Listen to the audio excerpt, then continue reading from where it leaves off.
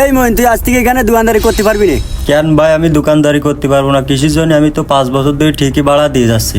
এই তুই ভাড়া দিচ্ছিস কার? তুই তো ভাড়া দিছিস রায়নের। আর এই দোকান তো আমার। 5 বছরকে তুই সব ভুলে গেছিস। এই 5 বছর আমি অনেক কষ্টে দিন কাটাইছি। এই দোকান আমার, আর এই দোকানের কাগজপাতি আমার বাপের নামে। আচ্ছা ঠিক আছে, যার দোকান আমি তার ডাকি নিয়ে আসতেছি।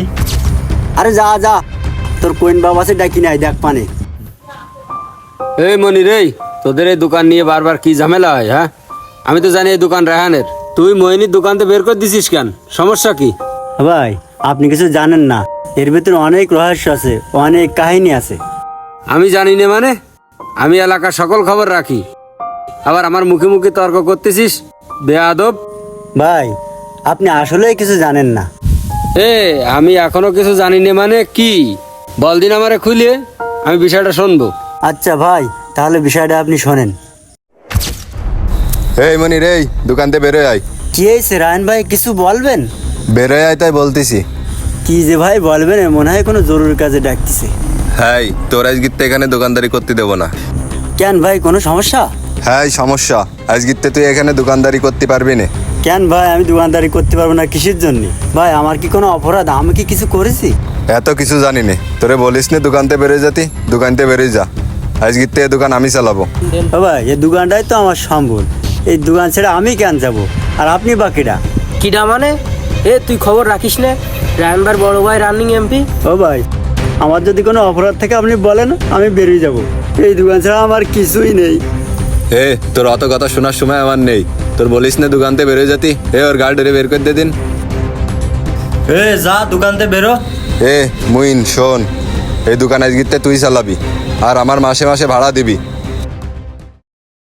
আচ্ছা ভাই, তাহলে বিষয়টা শুনলেন তো? আমি তো সবই শুনলাম। দোষ তো আসলে তোর না। আমি এতদিন ভাবতাম সব দোষ তোর, এখন দেখছি দোষটা রায়হানের। ভাই ওই রান 5 বছর আমার এই জায়গায় দোকানদারি করতে দেয়নি। আমার ছেলেমিলে নিয়ে 5টি বছর অনেক কষ্টে কাটাইছি, ঠিক মতো 3 বেলা খাইতে পারিনি।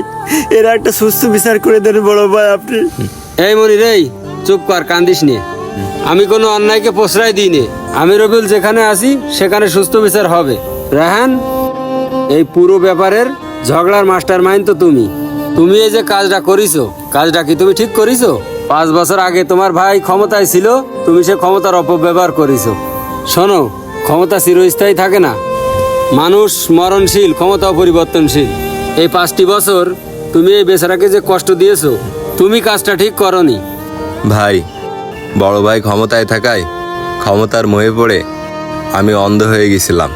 তখন বুঝতাম না কোনটা ভালো কোনটা খারাপ। আসলে আমার ভুল হয়ে গেছে। ওই বেচারার সাথে আমার অবিচারটা করা ঠিক হয়নি। তুমি 5 বছর ধরে মইনির কাছ থেকে যে টাকাগুলো নিয়েছো, এই টাকাগুলো মনিরুলের বুঝ করে দিবা। আচ্ছা ভাই ঠিক আছে, আমি 5 বছর ধরে যে ভাড়া নিছি তা সব মনিরুলের বুঝ করে দিবানে। ভাই আমার ভাড়া দেওয়া লাগবে না, ও যে ওর ভুল বুঝতে পেরেছে এতেই অনেক।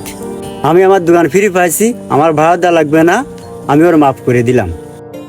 দেখিছো, মনিরুলের মতো একটা মানুষ হয় না। ও মানুষ গরিব হতে পারে, ওর মনটা কত উদার। ও যদি এই টাকাটা মাপ না করতো, তাহলে এই পুরো টাকাটাই তোমার বুঝ করে দেওয়া লাগবে।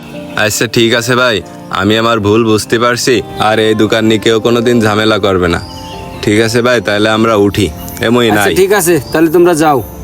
আচ্ছা মনির, তুই তাহলে দোকান খোল, ভালোভাবে দোকানদারি কর। আর কোনো সমস্যা হলে আমার জানাস, আমি তাহলে বাসায় যাই। আজকে আপনি ক্ষমতায় আছেন, কালকে আপনি ক্ষমতায় নাও থাকতে পারেন। অতএব কেউ কখনো ক্ষমতার অপব্যবহার করবেন না।